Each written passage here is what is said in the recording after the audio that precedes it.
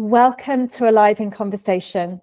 This is a space for honest conversations about life, business, relationships, well-being, and what it truly means to come alive.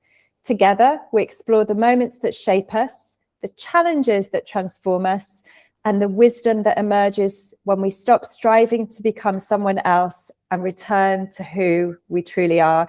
Today, I'm delighted to be joined by my guest, Carlotta Mastrojanni. And for those listening who may not know you, would you like to tell us a little bit about your work, Carlotta, before I dive into our questions? Yes. Thank you, Rachel, for inviting me on. First of all, it's lovely to see you again. We met many years ago now, and so the work has changed over the years, but currently I would say I'm first and foremost an artist coach, and I'm the co-creator of Mythos, which is a modality that supports artists, amongst which are also actors, to really dive into the subconscious and really find a bridge between the senses and the body so that they can really bring and uncover whatever is underneath and bring it to the surface, and then have a more authentic, creative output, let's say, one that really comes from the authority of the soul. Yeah. What a beautiful piece of work. And I'm just visualizing and really feeling your connection to artists and actors. And yeah, I mean, such important purpose in the world, the artistry and the actors. So I bet that's deeply fulfilling.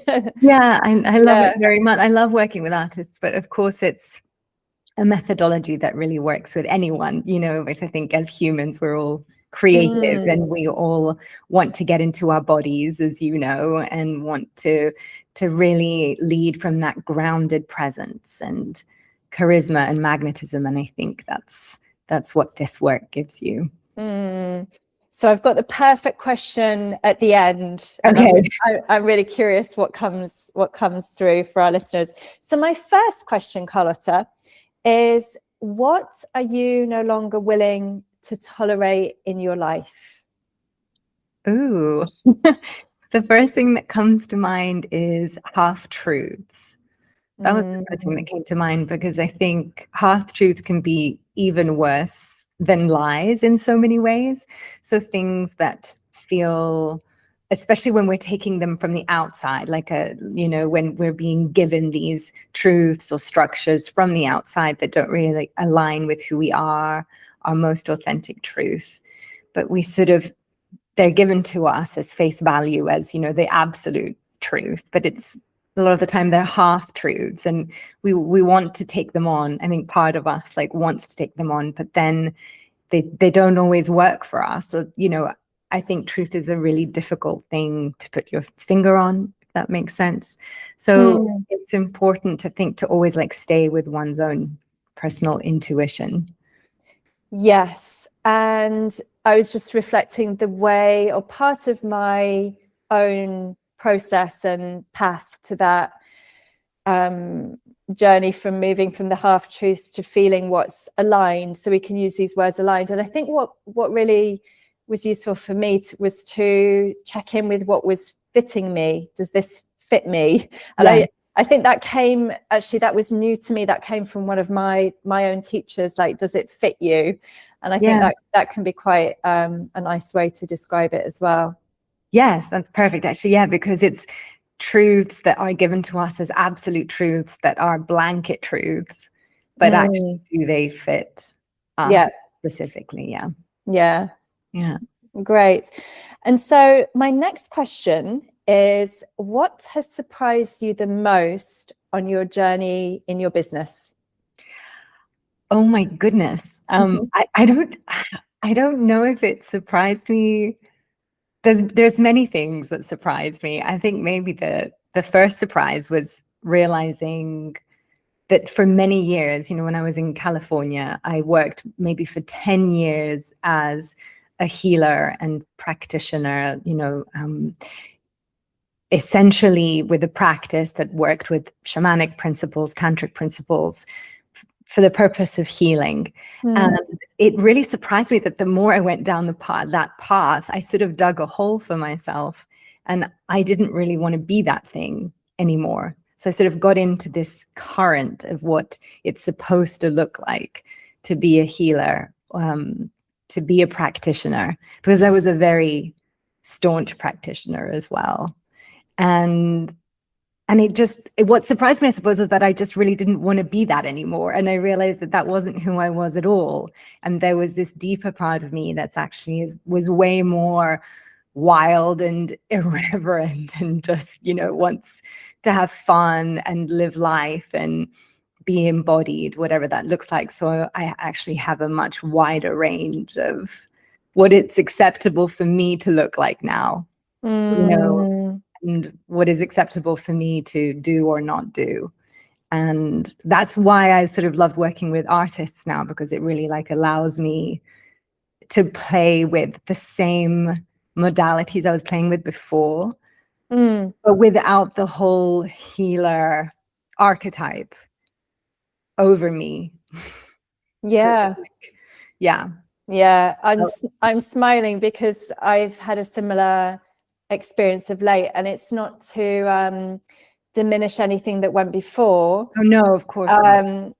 But yeah, I think, and for me, I found myself connecting to kind of the word, well, one, in my work, I've got kind of the standard, so it's that kind of elevation and expansion, but also I love now playing with frequency, like what's the frequency of my work and me, rather than being put in a box. So yeah, I love, and also I think the other thing, I don't know if this resonates with you, I have been allowing myself, doesn't have to be in a big dramatic way, but simply to allow things to be complete, that something's complete, and that's okay. And I think this will really resonate with listeners, because it's one thing in society that we're fed in going to university, and sometimes the pressure of what degree you do, is that going to fit your profession, and your profession as if it's for life. And so this space and permission to move and dance and grow and change and complete things, and as if that's not a failure, to actually admit. And I know it was quite new for me, but it felt so good. And I think, what I'm hearing from you is it just felt right, and that's often the best place, the best guidance. Yeah, it did feel right. I mean, there were a couple of years of transition that were really hard, for sure. When I felt like I wasn't really living, I was sort of trapped in a life that I had created for myself, or an identity that I'd created for myself. So it wasn't without its difficult transition, but it's like that tower moment, where there's the death and rebirth, and that completion, that alchemy is so important to go through.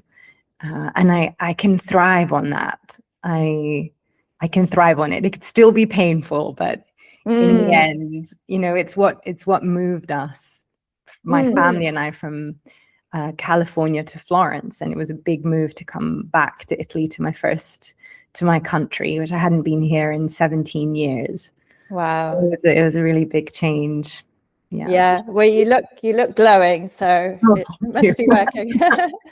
So the next question actually follows on nicely, because it's, what is a belief, a rule, or identity you've had to let go of to create the life you have today? Well, I suppose that fits into, what we were talking about before. I suppose it's exchanging the healer archetype as such for more of the artist archetype. And I suppose one belief that I had to let go of was that one was more important than the other, or that I was more myself if I did one thing rather than another.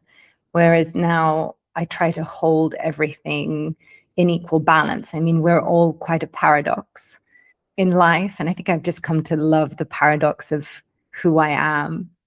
You know, I can be the healer and be in very how could I put it, like pristine quantum energy, or just very meditative energy. And then I can also be in, you know, the wild Leela of life, you know, the game of life with all its flavors. Yes. And it's okay to be both. It's okay to have those two within me. It's like playing different roles, I suppose, as well. Yes.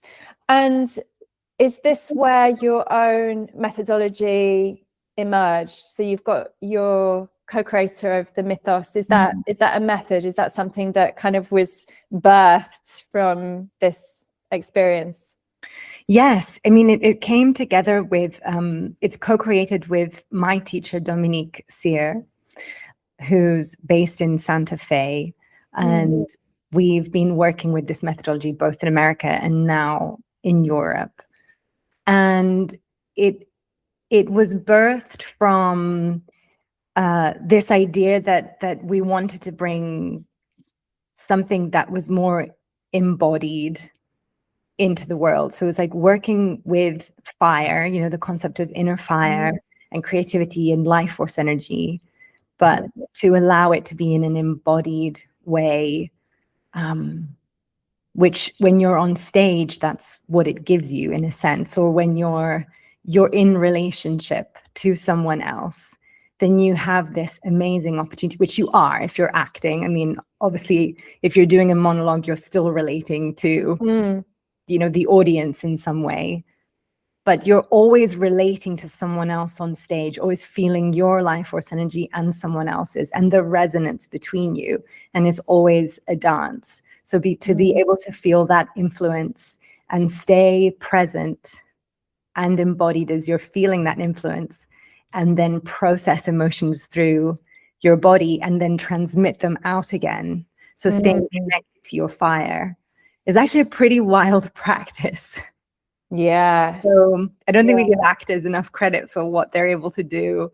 But the beauty is that really anyone can practice it. It's really a practice of presence. And I think that to me felt, to go back to your question, that to me felt much healthier for me personally than all those years of healing where maybe I'd been on top of a mountain or in an ashram or even in my own private practice in Ojai, California, but where for me personally, it was harder to stay embodied. That's just always been one of my issues.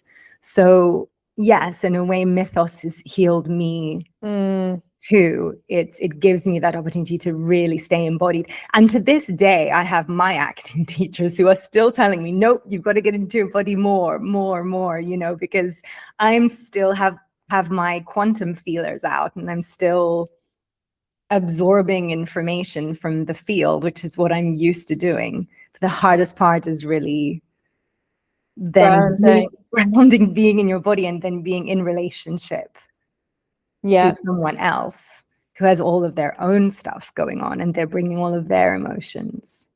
Yes. Yeah. What a wonderful practice. Yeah. The next question. Yeah. Where in your life are you currently being invited to expand? And this can be, you know, with your family life or the business, just opening it up to any areas. So is there an area in your life currently where you feel an invitation to expand? Right. Well, on a concrete level, I'm having a lot of going into the unknown. I suppose I'm having to summon up a lot of courage to bring Mythos to Europe and specifically to the Italian artistic environment, because they work with different systems. And there's me coming in from LA going, look, this is a wonderful system. It worked in LA and you know, let me show you how it can work here in Europe too. And so I think there's a lot of me, a lot of firsts, you know, a lot of me banging on doors or, you know, saying, hey, like, let's do this. And it's an interesting edge to be to be, you know, almost every day in some way, pushing a little bit further. And the same with what my family have had to do. Okay, now we're in Italy, and it was all these little things were unknown. The way we did things, we were not very organized. So it was like, where are we going to live? And then that sort of became apparent that we were going to live in Florence. Then what school are we going to go to? And so it's always one step at a time and organic growth. And that also takes a lot of courage and presence. Yes. Yeah. To relax into the unfolding, as I call it. Yeah, exactly. And we're constantly shifting, you know, in our family, I have to say. I say that we have sort of a bit of a tantric response to life. So it's just sort of really adaptogenic in a way, could be one way of putting it. And it's not for everyone. And it's also maybe not the best way to go always, not by any means. But it just seems to be where we're at right now. Yeah. And it sounds as though it's working. It's worked so far. Yeah, it's been a couple of years of really adapting and going with the flow. Which I think, for any big change like moving country. It's huge. That's quite normal. Yeah. And especially the difference between, you know, from LA to Florence in the culture, in the structure. Yeah, it was like landing on the moon when we first got. It was so strange because we lived in a small town in California, and then landing here was just crazy. I wasn't used to the traffic anymore, even. So just very little things like that. Yeah. And you're getting back into speaking Italian, I guess, as well. Yes. Yeah, that's been interesting. And doing diction classes in Italian, you know, for my acting training. So relearning how to speak Italian properly. Yes. And for your son as well to be speaking.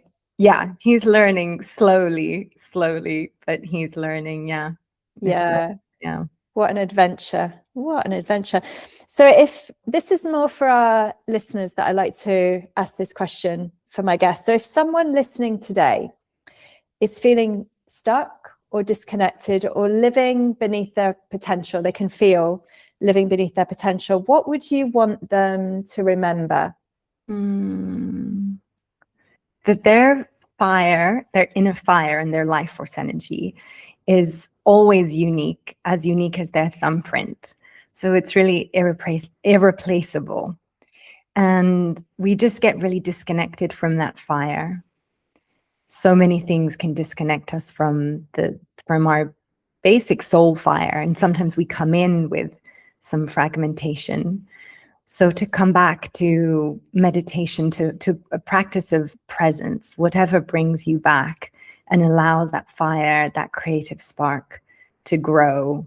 And as it's growing, just always remembering that no one can really ever take that fire away from you, that it's always there, just like breath is always there. And so that fire can always grow again. Yeah, I love this theme of fire that we're bringing into the conversation. Yeah, and I think it will make people curious about your work. The fire element. And when you were sharing that, a few words came to mind. Would you say definitely our spirit, like the fire is our unique individual spirit? And also, does that come into play with our willpower, our will we bring our will, you know, the clarity of what we want and creating? And so are they the kind of aspects to fire? There are many aspects to fire, and of course different indigenous communities will have their own vision of what fire is. I tend to go with the what is really true for me, which is the feminine idea of fire, which is that the fire is actually your soul element, which is slightly different to spirit, which in my tradition, spirit is more something that is a little bit more masculine and a little bit more outside of the body. and it's more to do with the quantum realm. Yeah.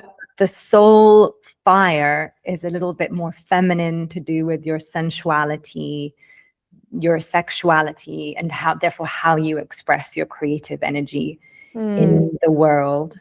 And so where that is fragmented, we go to unify it so that it becomes stronger, and then it becomes a natural boundary to the rest of the world in a good way. I mean, not as a block, but just as it's a sort of natural protection, let's call it, so that we're always walking in our truth.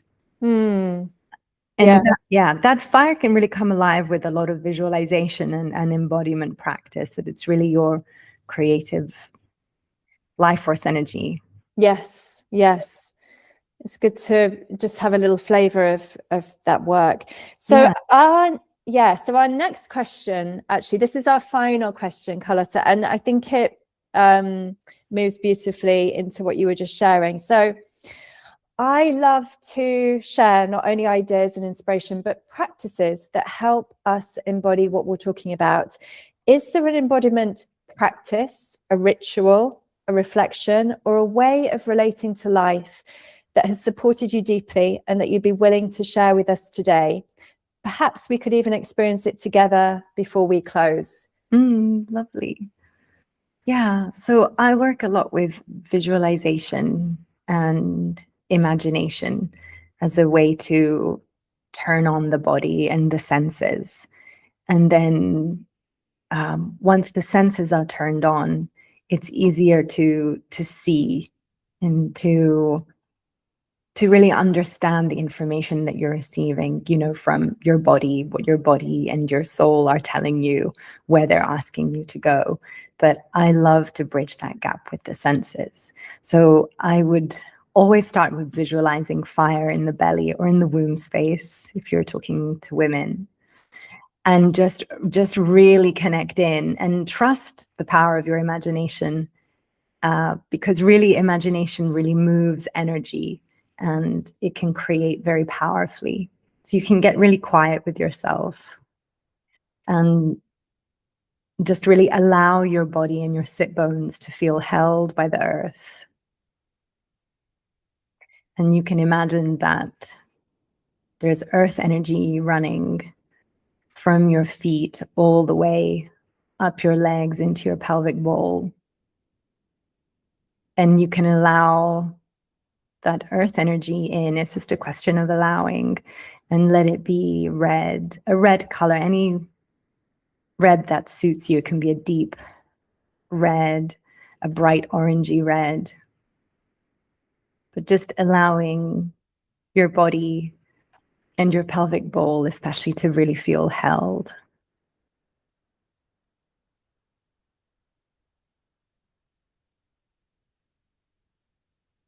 And then just breathing a few times gently into the womb space, your sacral area.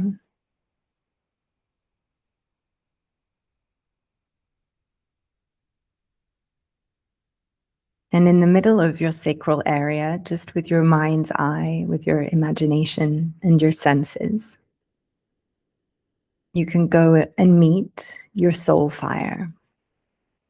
You might imagine a little bowl or container or column.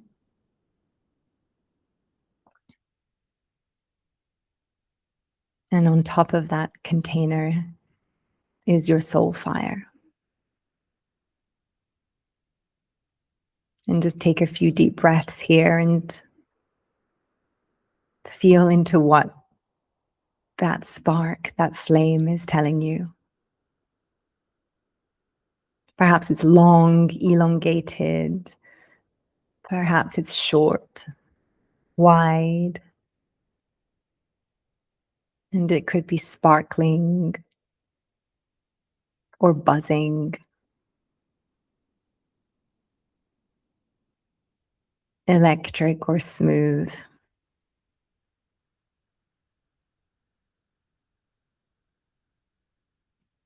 And you just allow your senses to perceive what your soul fire is telling you in this moment.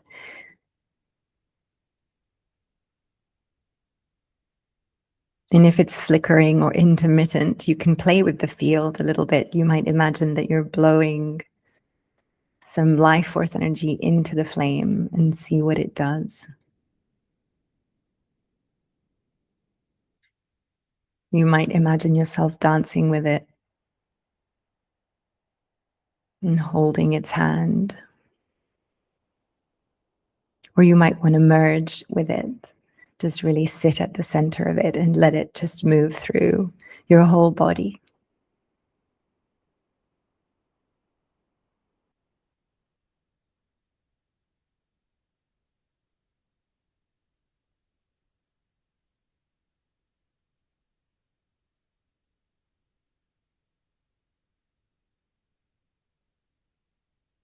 And you just take a moment to feel into what that feels like.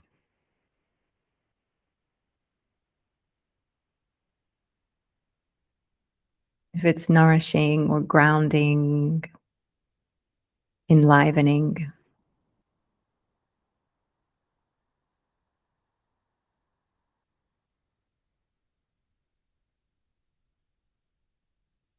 Yeah. And just knowing you can always come back to this place, to the home of your soul, and build a relationship here with your soul. And that's it. What an honor, Carlotta. That's a brand new practice for me, and I found it very both grounding and energizing. Yes, yeah. And we did it so quickly, but you can really take your time with it and start to unfold all these worlds within you. It's like a muscle that you practice. Yeah. Yeah, I'm going to practice that one again. And it's the great thing, because we have this recording, that listeners can come back to that. So before we finish, for everyone listening who would love to learn more about your work, Carlotta, where can they find you, connect with you, and stay in touch? So if there's any websites, social channels, I will share along with the podcast. But if there's anything you want to say at the end as we finish. Thank you. That's so kind of you. It's mainly, you can find me on my IG. You can always reach out to me, Carlotta_Mastrojanni. And you can find me on my website, carlottamastrojanni.com.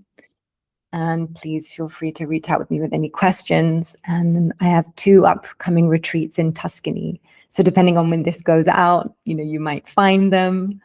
And, if this path calls to you, and even if you're not an actor or an artist, then, you're still welcome to practice this work.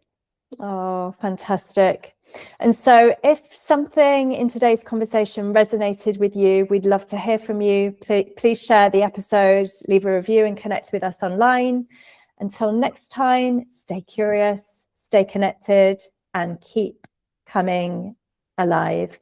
Take care, and I'll see you on the next episode.